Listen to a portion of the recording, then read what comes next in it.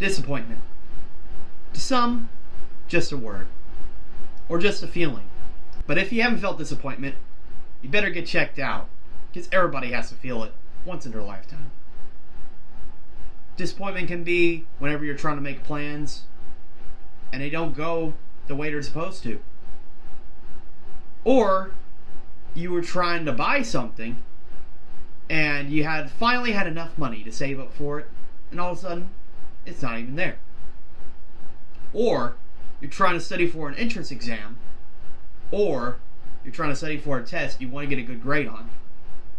You study so much until your eyes bleed out. But then it's time for your test, and it's the day that you have to show up. Nothing goes to plan, and you end up making a bad grade. What I actually get disappointed more of is Chase Elliott's performance and his pit crew at the most costly times. And I am Double D, and here I'm going to take you on the Chase Elliott experience. After taking over NASCAR Hall of Famer Jeff Gordon's seat in 2016, Chase Elliott, 29 years old, out of Dawsonville, Georgia, who's the son of Bill Elliott, another NASCAR Hall of Famer, took over in the Cup Series and made a big statement by taking the pole in the 2016 Daytona 500. It looked like a star with promise. It looked like a star that would challenge veterans. A star that would win multiple races. Turns out it wouldn't be that way for a couple of years, as he wouldn't be as consistent as you would expect with most young drivers. It would actually take Chase Elliott a very long time until he would get his first win at Watkins Glen in 2018. And that would be the monkey that Chase Elliott would finally get off his back, as he would go on to win multiple wins that season. And in 2019, he would also have a good season as well. But the best season came for Chase Elliott when it was 2020. And this was the year where it started off a little bit rough. He got into a couple of drivers, notable Kyle Busch, Joey Logano. But as a strong champion, he was able to rise to the occasion, and he would win multiple races in the second half, winning the second to last race and the final race, Martinsville and Phoenix, to win the 2020 championship. As a Chase Elliott fan, I was ecstatic. I was excited. I was like, man, I picked the right driver to root for, and he's going to have an awesome future, and he's going to win multiple championships. That's what multiple reporters and multiple journalists were hyping up Chase Elliott to be, that superstar in 2020. He had a lot of expectations taken over for Jeff Gordon, and also Jimmy Johnson retired. Jimmy Johnson passed the torch to Chase Elliott whenever Chase Elliott won a championship. So a lot of people were behind Chase Elliott. But, of course, nothing goes to plan. The next 4 seasons would be disappointment. 2021 would come around, and Chase Elliott, little bit less wins than last season, but he still looked like he had a really good year, where he had 2 wins, 15 top 5s, 21 top 10s. Average finish of 11.36, and laps led 952. A little bit less than his championship season, but he looked like a championship contender, and he even made it to the championship 4. Everybody was expecting Chase Elliott to make it back-to-back, but instead, he ended up finishing 4th out of all championship 4 drivers. And Kyle Larson, who had a 10-win season, would dominate and win 2021. Rightfully so, he would. So then everybody thought, well, Chase Elliott, he'll bounce back, and he'll try to battle for the championship again. And that's what he did. In 2022, he had 5 wins, 15 top 5s, 21 top 10s, an average finish of 12.47, and laps led 857. A little less laps led and not as good an average finish of the last 2 years, but Chase Elliott was still able to get the wins. And it looked like he was going to break out in the next-gen car that would debut in 2022. He made it to the championship 4, and unfortunate, Ross Chastain was right close to him and spun Chase Elliott out into the wall. Chase Elliott wasn't able to bounce back, and he ended up having a bad finish in the championship 4. But then, of course, the next year, everybody thought Chase Elliott would bounce back after 2 years of disappointment. In 2023, Chase Elliott would break his tibia in a snowboarding accident, and he would miss multiple races. But Chase Elliott would return at Martinsville. He would continue with some of his consistencies, but he would miss so many races he would not be able to make the playoffs just because he didn't have enough points because he missed so many races. And he wasn't able to win a race, and that's the main factor if you're going to get into the playoffs in the NASCAR Cup Series is winning races. Chase Elliott wasn't able to win one that entire season. What hindered Chase Elliott's points haul even more was him making contact with Denny Hamlin. When Denny Hamlin got into Chase Elliott and forced Chase Elliott into the wall, but not thinking straight in the moment, Chase Elliott wrecked Denny Hamlin into the wall at the Coca-Cola 600, and that would give Chase Elliott a one-race suspension. Ironically, missing the race I went to in 2023 at Worldwide Technology Raceway. Wasn't able to see my favorite driver, so that sucked. But overall, that entire season, it was not a good season for Chase Elliott. Although he showed some consistency in some of the races he was running in, he didn't have winning speed whatsoever. And it was just a really down year, and another disappointing year. But then 2024 would come along, and a lot of questions were around Chase Elliott and his team for that year. Would it be to Chase Elliott from the beginning of his career where he was getting multiple wins and contending for championships and even winning a championship? Or would it be to Chase Elliott from last year where he was injured and he couldn't compete for wins? Well, 2024 and the upcoming year, which is now 2025, brought a complete different driver. Chase Elliott, instead of winning a lot, he did get a win at Texas that broke the winless drought he had at that time and showed like he had the speed finally that he was able to be contending for wins more. Didn't turn out to be like that, as he would run consistent, but he wouldn't have winning speed. And the average finish he had that year was 11.72. He was even competing for the regular season championship. But of course, drivers who had more victories and had more points than Chase Elliott, and Chase Elliott wasn't able to win regular season championship. Chase Elliott also made a deep run in the playoffs in 2024, but he was in a must-win situation in the round of 8 after having a bad round, and he just wasn't able to have speed at Martinsville to get into the championship 4. But what everybody thought at the beginning of 2025 was a bright light for Chase Elliott, and possibly could this have been his year, as he won the Clash at Bowman Gray Stadium in dominant fashion, winning a good chunk of money, but of course, it wasn't for points. But it gave a boost of momentum to Chase Elliott, and what would Chase Elliott do with that momentum? Absolutely kind of like his personality, nothing at all. And Chase Elliott would kind of show like he did in 2024. He would score consistent finishes, but he just could not get the wins. But I will say, he did look a little better, I think, this year than he did last year, because it shows that he's able to contend for wins more. But he's a contender, not a winner. That would be until Atlanta in 2025. Chase Elliott would win there, and he would break the longest winless drought of his career. And I thought finally Chase Elliott's got the momentum boost for the first time in the middle of the season, what we thought he had at the Clash. But it showed that he had winning speed. I mean, he had winning speed at multiple races this year. If you look at Kansas, Dover, Iowa, and even Richmond last week, the one where he DNF'd, Chase Elliott looked like he had a good chance of winning. For example, Kansas wasn't leading most of the race, but he was leading a good amount of laps until his pit crew made mistakes.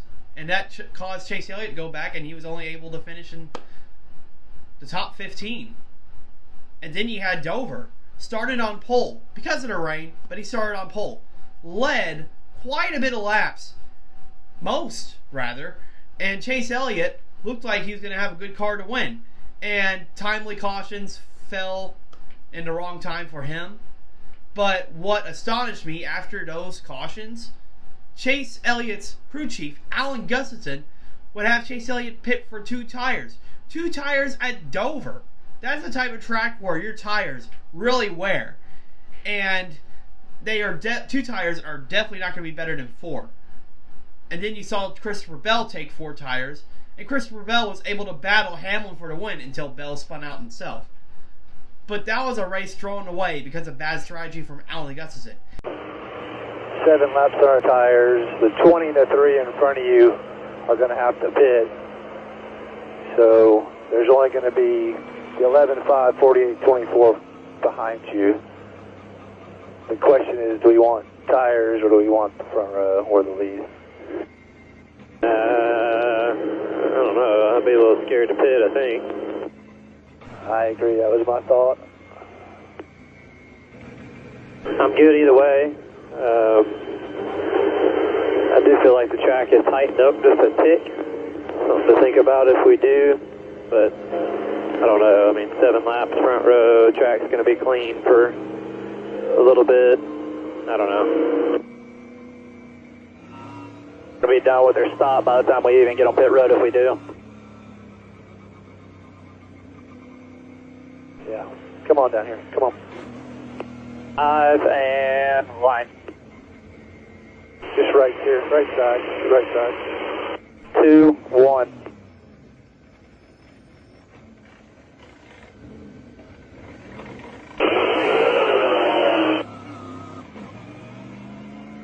And you would see this trend for 2 more races. Iowa, for example. Chase Elliott, I mean, he wasn't running the greatest. He had a decent car, but got mixed up in a strategy. As you saw others like Chase Briscoe, Brad Keselowski would pit at a different time. But Chase Elliott, with all the cautions they were getting, he kept staying out, and he had to pit, and that made him go all the way to the back of the field. But with all these mistakes, with all these inconsistencies by either the pit crew or his crew chief, Chase Elliott was able to still score good finishes. And that's why he was leading the regular season championship until it got up to the last recent races. Surely at Watkins Glen, you thought Chase Elliott and his team would turn around because they need to win this regular season championship because they don't have as much wins as other drivers, especially William Byron, who just won the previous week, going into Watkins Glen. But Chase Elliott did not qualify good, and now it's a big trend that he had throughout the entire season, not qualifying as well. Not saying everything is not Chase Elliott's fault, but Chase Elliott made some mistakes here and there, and which one of them is qualifying, and therefore Chase Elliott had to start, I think, around 22nd or something like that, at Watkins Glen, statistically one of Chase Elliott's best tracks, and he wasn't even able to qualify in the top 20 or even the top 10. So the race started, and Chase Elliott wasn't able to pass any cars. Nobody was really able to pass as much because of all the dirty air from his Gen 7 car. But everybody was making their pit stops before the stage end. But Chase Elliott made an odd strategy, would stay out longer than all the other drivers, even stay out on the restart. He would lose so many positions, and that would cost him from getting a good finish. And another time that Alan Gustafson did not pick a good strategy, and it cost Chase Elliott the race. And Byron ended up having another good race, and that would cause Chase Elliott to fall back in the regular season points. Just bad finish after bad finish. And then you would go this week to Richmond. Chase Elliott looks like at a short track, he's been okay at the short tracks. He showed some speed here. Chase Elliott making kind of the same strategy as Ryan Preece, where he was trying to save an extra set of tires. Chase Elliott would hit the line on Chase Briscoe's pit stall while he was trying to pit, and I'd give Chase Elliott a penalty, and I would send him to the back of the pack. And of course, chaos happens in the middle of the pack, and Chase Elliott got taken out by Kyle Busch, who caused a big wreck before Chase Elliott was trying to pass him. Where Chase Elliott got into Chase Briscoe, involved multiple cars, but Kyle Busch could not see Chase Elliott and just took out Chase Elliott innocently, and that ruined Chase Elliott's chances of winning the regular season and playoff points he desperately needed. Oh, he turned it! No! Oh, he turned it! No! No! So, going into the playoffs coming up, I mean, of course, you still got Daytona this weekend, but regular season's already locked. But going into the playoffs, what does this mean for Chase Elliott? my personal opinion, I think by the end of the season, Alan Gustafson should be fired. I mean, now it seems like he's cost Chase Elliott more race wins than having good strategies to help him get good finishes. It's always that Chase Elliott has to fight his way back into top 15 or top 10, which either it's the pit crew's mistakes or Alan Gustafson's mistakes, and he has to get a good finish there. It's just been really annoying this entire season. I believe Alan Gustafson should be fired by the end of the season. I like him. He's a nice guy, and I respect him because he used to be the crew chief for Jeff Gordon, and he even won us a championship in 2020. But someone's got to hold him accountable for his job. Maybe Rick Hendrick looks into finding a different crew chief for Chase Elliott where they have better chemistry and are able to have better finishes. Looking into the playoffs, what can this team do differently? Make less mistakes. Make bigger gambles. Don't be afraid to make gambles to try to get wins so you can advance yourself into the next round.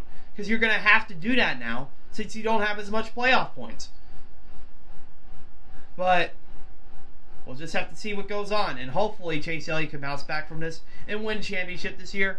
But I do not see that happening with at this rate that the run they've been and not putting races together. So, okay. So that is it for this video. That's my opinions about Chase Elliott and how this season has went downhill for him, but how he can bounce back. Hopefully he can find a way, not just on strategy, but possibly finding better speed in qualifying and having better chemistry overall with the pit crew and the crew chief. So, that is it for this video. Please like, subscribe, and comment.